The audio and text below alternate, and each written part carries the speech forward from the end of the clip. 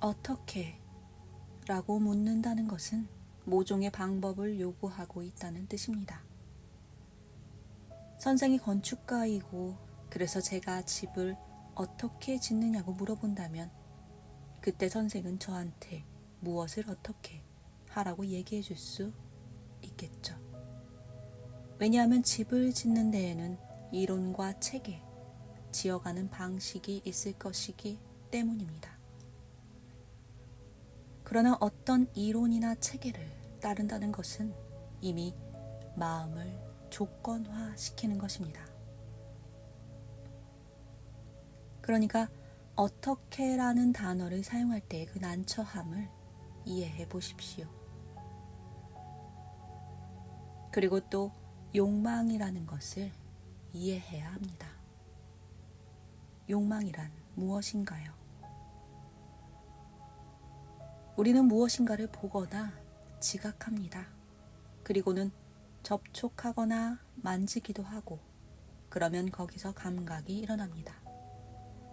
그리하여 우리가 욕망이라고 부르는 것이 생기는 것입니다.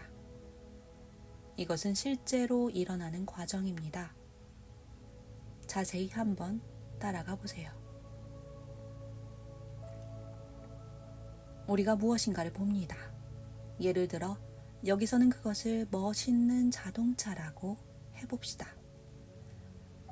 바로 그 자동차를 바라보는 것만으로도 직접 만지지 않는다고 해도 그때 감각이 일어납니다.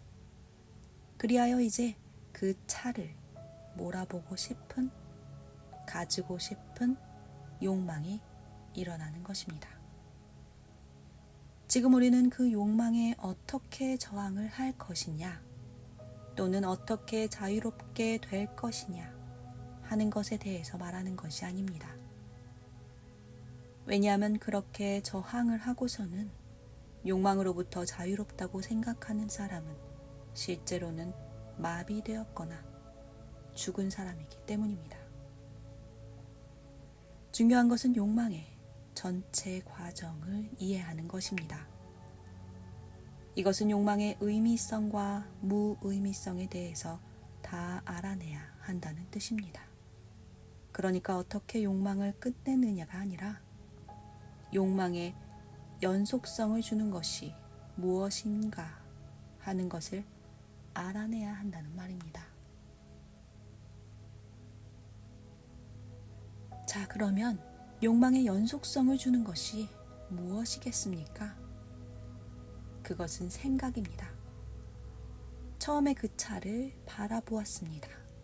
그리고는 감각이 일어나고 그 뒤에 욕망이 일어나는 것이죠. 그런데 거기에 생각이 끼어들지 않는다면, 즉, 저 차를 가져야겠는데 어떻게 가질 수 있을까?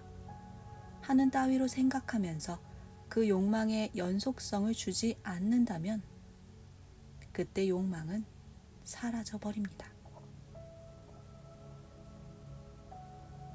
저는 지금 욕망으로부터 자유로워야 한다고 주장하는 것이 아닙니다. 오히려 그 반대입니다.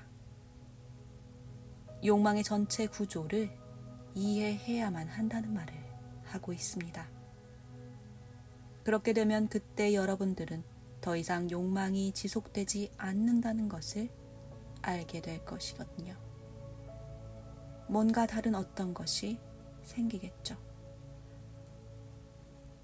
그러니까 중요한 것은 욕망이 아니라 우리가 스스로 욕망의 연속성을 주고 있다는 사실입니다. 예를 하나 더 들어봅시다. 우리가 어떤 성적인 상황에 생각이나 이미지, 상상이나 감각, 기억으로 연속성을 부여한다면 그때는 그것에 대한 생각으로 기억이 유지됩니다. 그렇게 해서 그 성적인 상황에 그런 감각의 의미, 연속성을 부여하는 것이죠. 감각이 중요하지 않다는 얘기가 아닙니다. 감각은 중요합니다. 그러나 우리는 그 감각의 쾌락에 연속성을 주게 되는데 바로 그것이 우리 인생 전반을 압도하게 된다는 것이 문제입니다.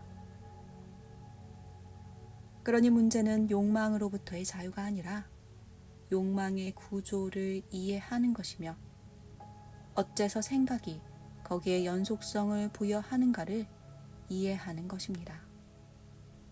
그게 전부입니다.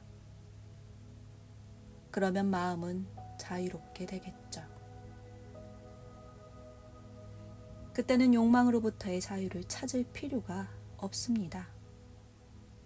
욕망으로부터의 자유를 찾아다닌다는 것은 오히려 갈등에 휩싸이게 되는 것입니다.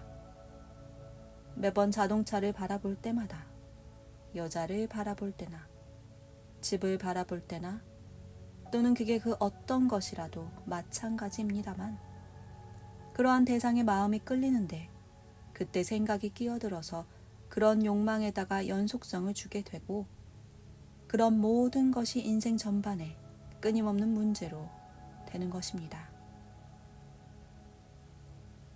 중요한 것은 아무런 애를 쓰지 않고 단 하나의 문제도 없이 살아가는 것입니다.